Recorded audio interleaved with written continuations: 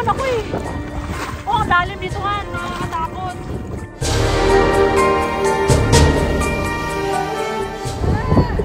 Narosta ko niyo. Ang lalim. Ang lalim. Ang lalim han. Ang lalim han. Ang lalim dito han.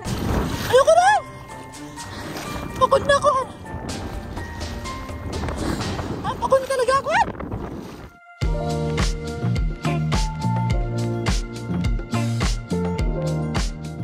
Good morning mga loves! So today magka-crabbing kami sa Parham. Dito lang malapit sa Adelaide City. So tara, samahan nyo kami. Ito na yung bag na inimpake ko. Yan, yung dala namin konting snack, strawberries, mga chichirya, gano'n. Of course, hindi mawawala yung first aid kit natin. Oh shit. Wait. Alright, tara na mga loves. Yun. Yan na yung gears namin. Let's go!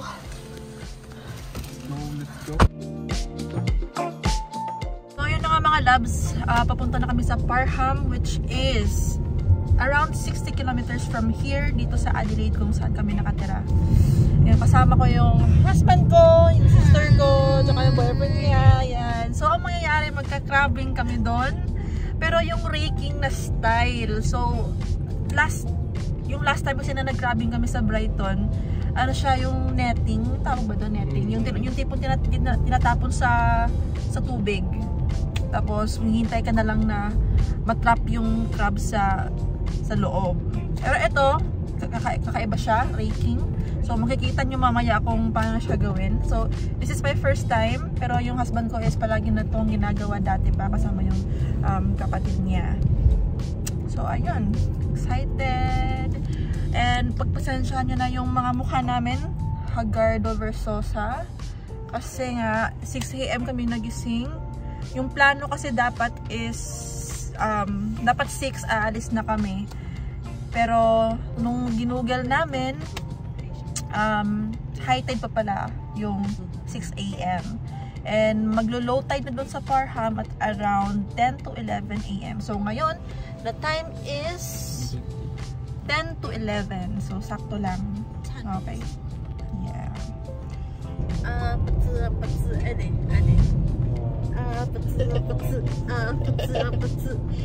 I think we can play this song. We go like this. It's a Korean game, right? It's for soju. Oh. Yeah. 안녕하세요. Do you know? What's Sydney? Huh? Do you know how to play that game though? No. I just followed this. But I wanna try.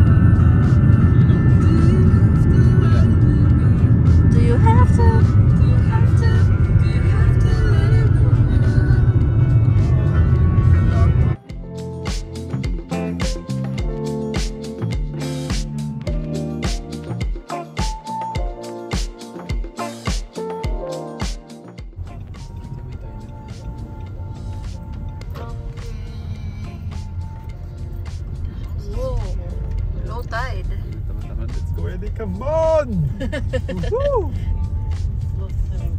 Get this opportunity, man! Here or like the other side? You get all the crabs here. Come on, let's go. Low tide. Tama naman. Nagka-crabbing na doon. May nagka-crabbing na doon. Let's go na. Eddie, come on. Come on, man. You might be in the ocean. Tago. So, Ayun, marami pala ditong blue swimmer crabs. So ito yung hahanapin natin mamaya. Catch and size limits apply. So dapat yung size limit lang is 11 cm and daily limit is 20 per person. So apat kami, that's 2, 4, 80 person. 80 per person. Hindi, sorry. So apat kami, so pwede kaming kumuha ng 80 crabs. So measure crabs as you go and return to the water, any that are undersized. All female crabs carrying eggs are protected and must be returned to the water immediately. Otherwise, there will be $20,000 penalty. Yun. So we have to respect that rule. Daming langaw, guys. Tahimik dito. Walang katao-tao.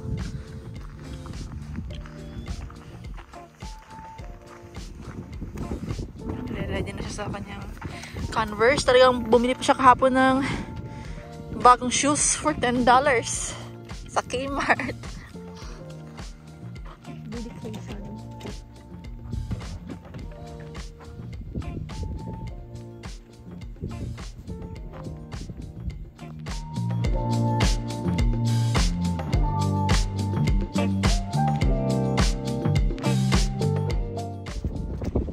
Naiinis ako sa mga langaw. Grabe. Naligo naman ako. Grabe langaw.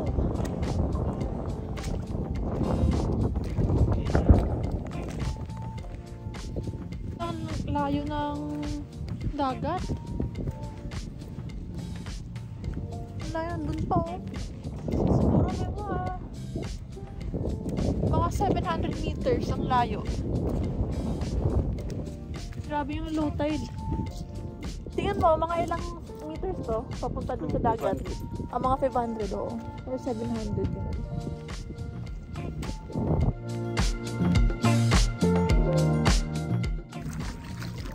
Goodbye shoes! Thank you for your service.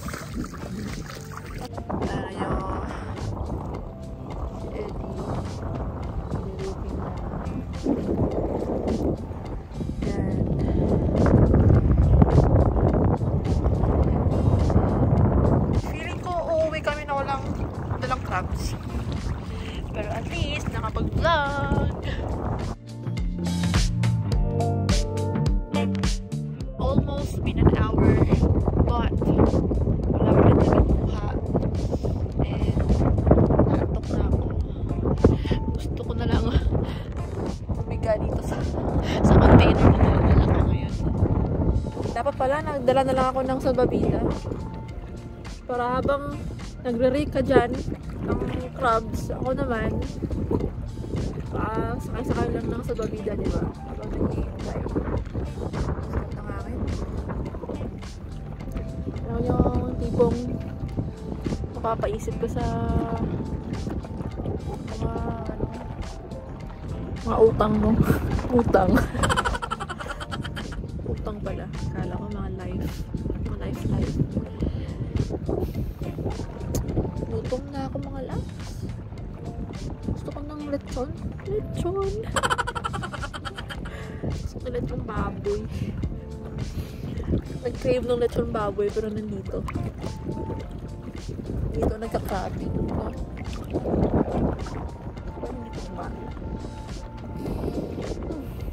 Ending sa McDonald's kami. Parang may kumuha dito nga.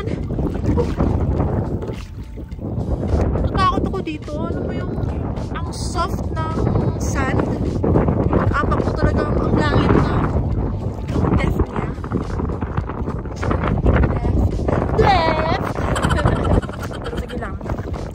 I-upload ko pa rin to. Kahit wala kami nakuha ng crabs. Sayang din. Sayang yung gasolina namin. Woo! Ang saya! Dami na namin kuha. Ano po?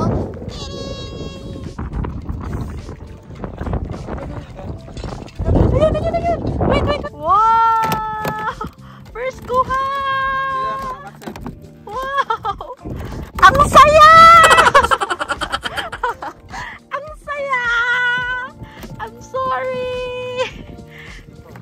Gutom kami. Babae to? Di ba bawal babae? Hindi. Eh nakalagay doon sa labas, bawal daw eh. Paano mo malalaman pa may itlog? Wala. Yung mga lumalabas dito. Ha? Dito niya lumalabas. Oh, okay. Lumalabas na? Pang foam. Okay. Pag may mga foam, yun yung mga eggs niya. Kawawa naman si ate. Hindi niya alam na ito na pala yung last day niya. Tatapon mo kaya ito pabalik sa tubig. Ang naawa ko eh. Hindi mo alam, baka breadwinner to. May pamilya. So ayan, susukatin natin mga loves. Oh my God, fingers crossed. Maliit? Ah! Back to zero. Pero, Han, kumuloy talaga. Kumuloy talaga, shit. Hirapan ako eh. Oh, ang lalim dito, Han. Nakakatakot. Shit, nakakatakot dito mga loves. Talagang, ang lalim ng, alam mo, pag-aapak sa sand, sobrang lalim. Takot ako.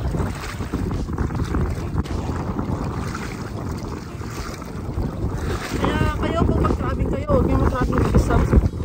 In case of emergency, may kumunoy, talagang mas-stuck kayo. Wala. Goodbye, Philippines.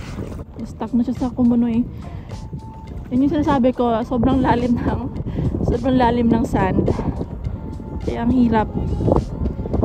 Okay ka lang? Ano mo yung with force talaga?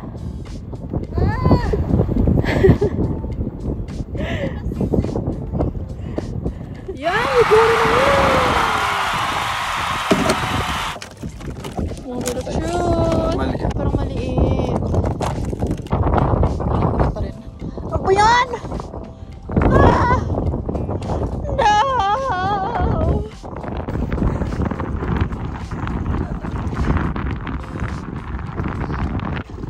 Kain kami ng chicken nuggets.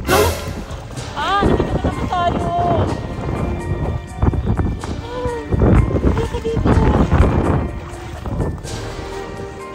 Malalim! Malalim! Malaliman! Malaliman!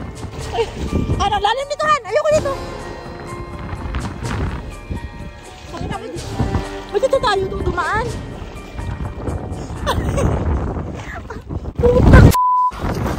Ito yung mahirap sa pag mag-raking. Talagang ang lalim. Nakakatakot. Han! Han! Hey! Hey! Hey! Ang lalim nito! We're stuck! So, go there, go there. Ngayon, stuck kami oh. Han! Hindi ko na makuha! Han! Ayoko na! Ayoko na! Pagod na ako! Han! Pagod na talaga ako! Han! Ang lalim, Han! Han! Ang cellphone! Pagod na ako! Han! Ang cellphone! Yung cellphone mo nabasa!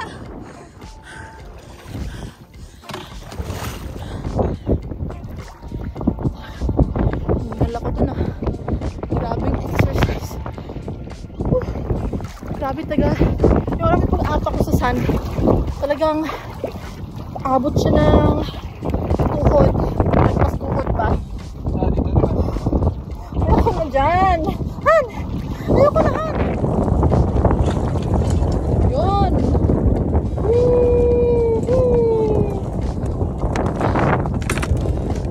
Palit na naman. Okay? Oh! Yun!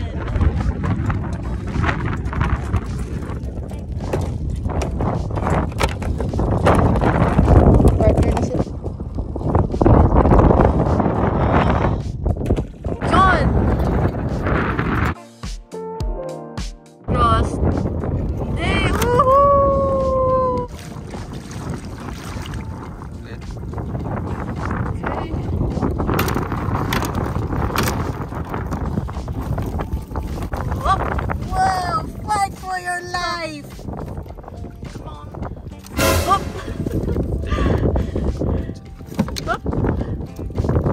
Nahirapan si lola niyo.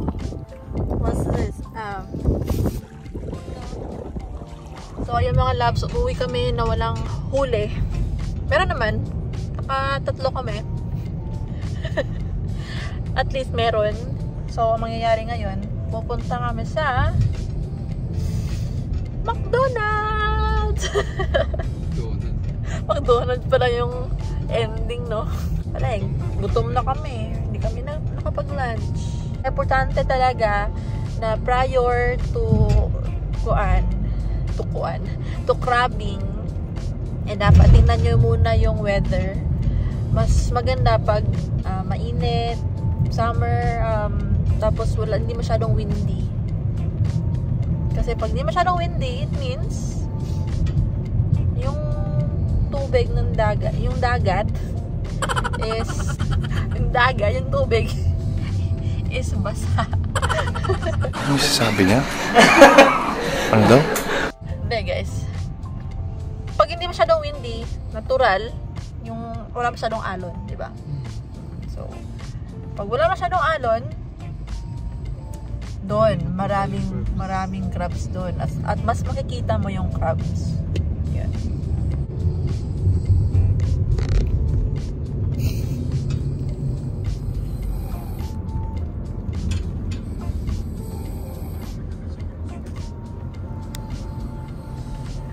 Bagsak ang isa. Tumba.